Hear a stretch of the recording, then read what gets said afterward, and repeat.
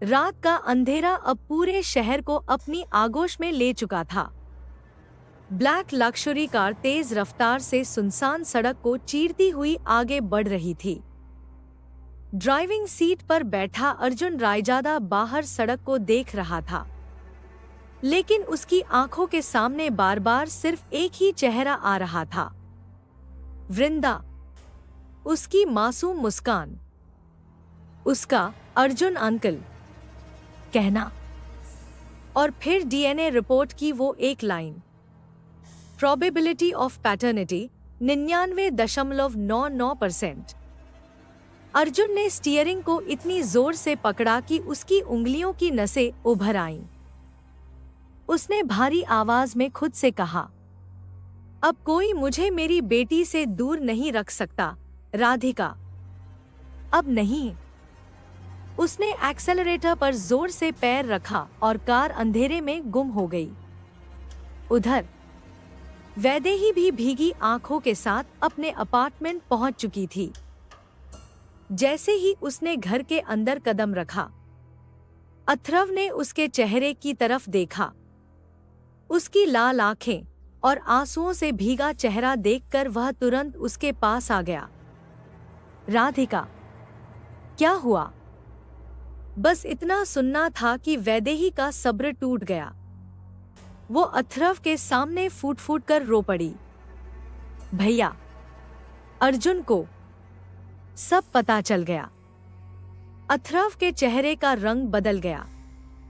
क्या? वैदेही ने कांपती आवाज में कहा। उसे पता चल गया कि वृंदा उसकी बेटी है। वो कह रहा था कि वृंदा पर उसका भी उतना ही हक है जितना मेरा। कुछ पल तक अथर्व बिल्कुल शांत खड़ा रहा। फिर उसने गहरी सांस लेकर कहा, मैंने तुम्हें पहले ही कहा था, राधिका, नफरत से कभी किसी का भला नहीं होता। उसने वैदेही के कंधे पर हाथ रखा। आज भी अगर तुम चाहो तो अर्जुन से शांति से बात करके इस समस्या का कोई रास्ता निकाल सकती हो। तुम अच्छी तरह जानती हो अर्जुन कितना पॉसेसिव है। अब जब उसे वृंदा के बारे में सच पता चल चुका है, तो वो अपनी बेटी से कभी दूर नहीं रहेगा। वैदेही ने तुरंत आंसू पोंछे। उसकी आंखों में डर की जगह फिर वही जिद उतर आई। नहीं भैया, मैं अर्जुन को वृंदा के करीब कभी नहीं आने दूंगी, चाहे इसके लिए मुझे कोई भी कीमत क्यों न चुकानी पड़े। अथर्व कुछ कहना चाहता था, लेकिन वैदेही उसकी बात सुने बिना अपने कमरे की तरफ चली गई।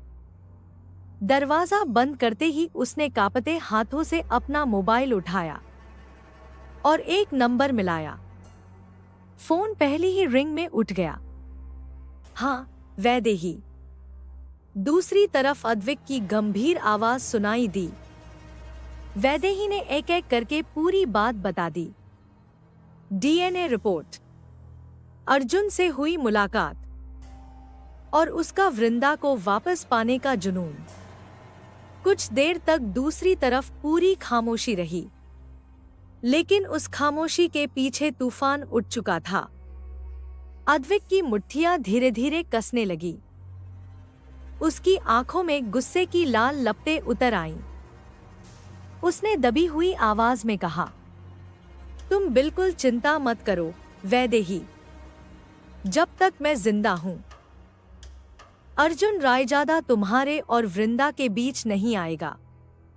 उसकी आवाज इतनी ठंडी थी कि सुनकर भी सेहरन दौड़ जाए। वैदेही ने धीमे से ठीक है कहा और कॉल कट गया। कमरे में अकेला खड़ा अद्विक कुछ देर तक मोबाइल को देखता रहा। फिर उसने धीरे धीरे अपनी मुट्ठी भींच ली। उसके चेहरे पर एक खतरनाक मुस्कान फैल गई। अब तुम्हारी बारी है अर्जुन रायजादा, मेरी बहन की आंखों में आंसू लाने की। बहुत बड़ी कीमत चुकानी पड़ेगी तुम्हें। उसने खिड़की के बाहर फैले अंधेरे को देखा।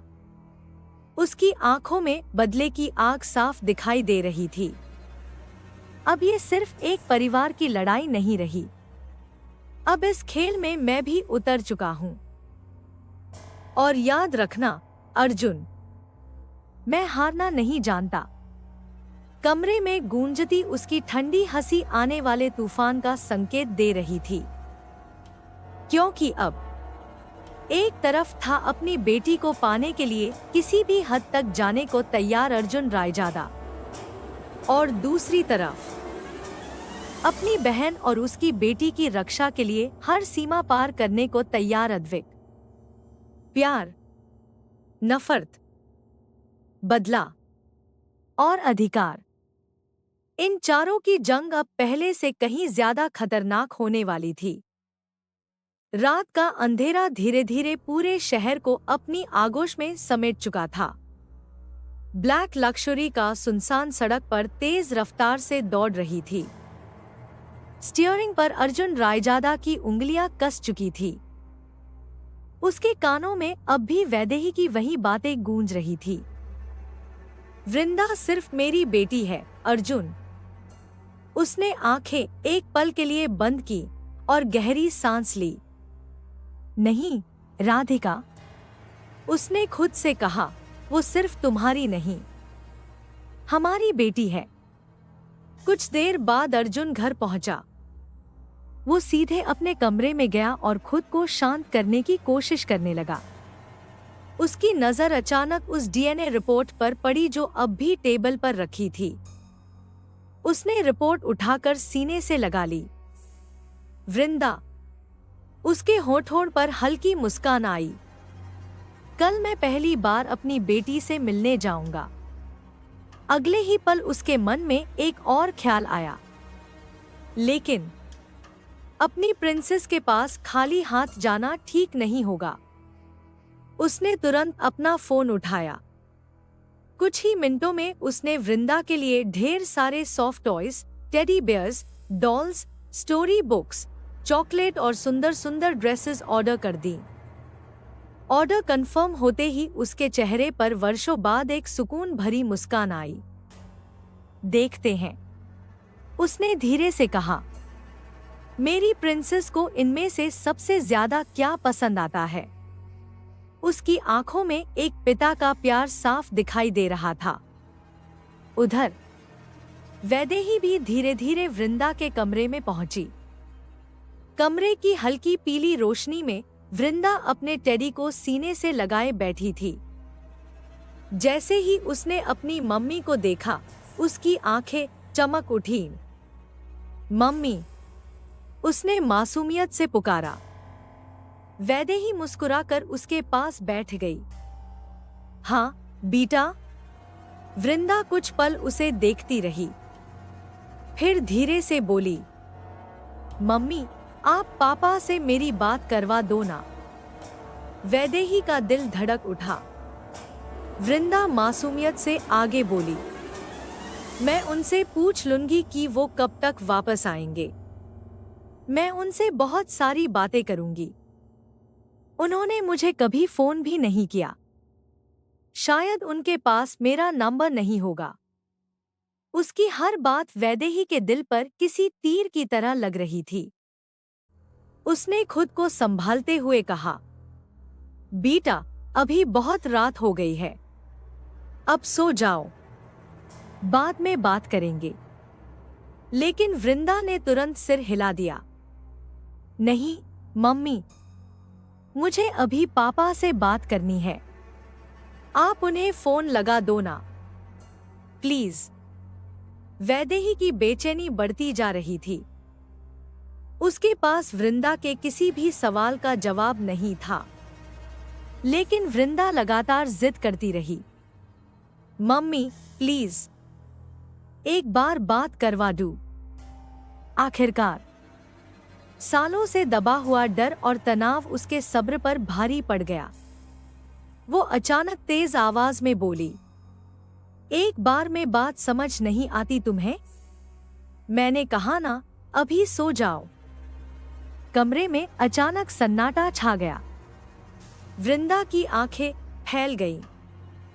उसने शायद पहली बार अपनी मम्मी को इस तरह गुस्से में देखा था।